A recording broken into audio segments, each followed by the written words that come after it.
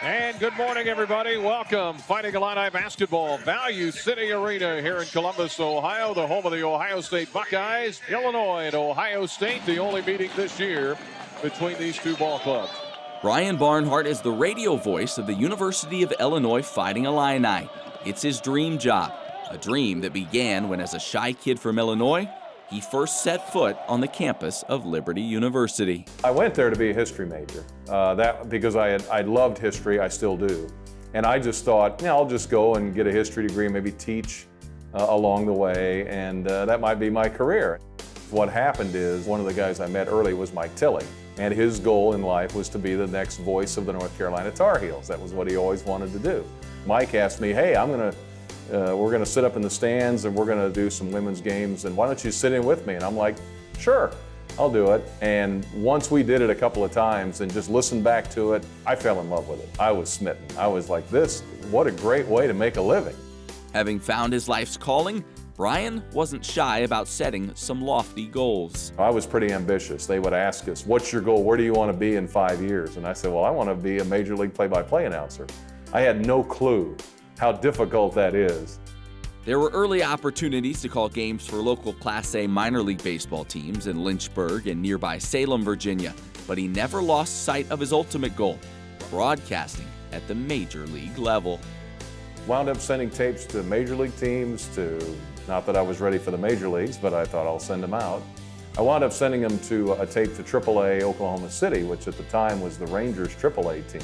I know they went through about 120 tapes to get to mine, and as it turned out, they did hire me. So I wound up going out there, and I think at the time I was the youngest announcer in AAA in that league. During his 8 years in Oklahoma City, Brian would come close to landing some high-profile gigs before his perseverance finally paid off. I interviewed with the Texas Rangers and was a runner-up for that job. And then I was also interviewed by the Dallas Mavericks, and I wound up being a finalist for that job and didn't get either one. Lost out to some guys with more experience.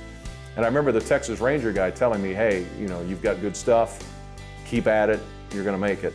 Somebody's gonna hire you. And then in February of '98, I got a call from the Angels, who happened to have their broadcaster was ill and couldn't continue. I thought when I got to Anaheim, well, this will be, I'll be here for a long time.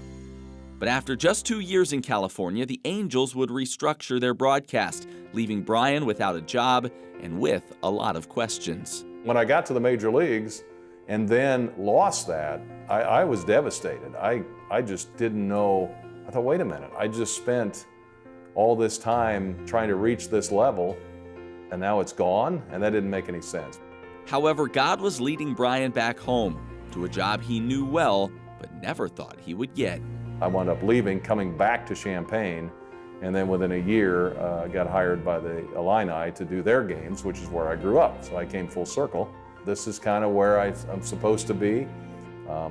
I had no, God plans things out in strange ways. During his time with the Fighting Illini, Brian has had the opportunity to broadcast at a Final Four and a Rose Bowl. But even with all the success he's achieved in the industry, what matters most to him are the simple lessons he learned early in life. I grew up in a home that taught me a couple of things. One is to always do your best, and two, always treat people the way you want to be treated. And I can tell you in this industry, and I know those that are in the industry know, that's not always the case. People are looking out for themselves a lot. There's a lot of that, especially the higher up the ladder you go, the more competitive it is. The more, if you get a job, there are about 10 other guys that think they can do a lot better, and they will do whatever they can to drag you down.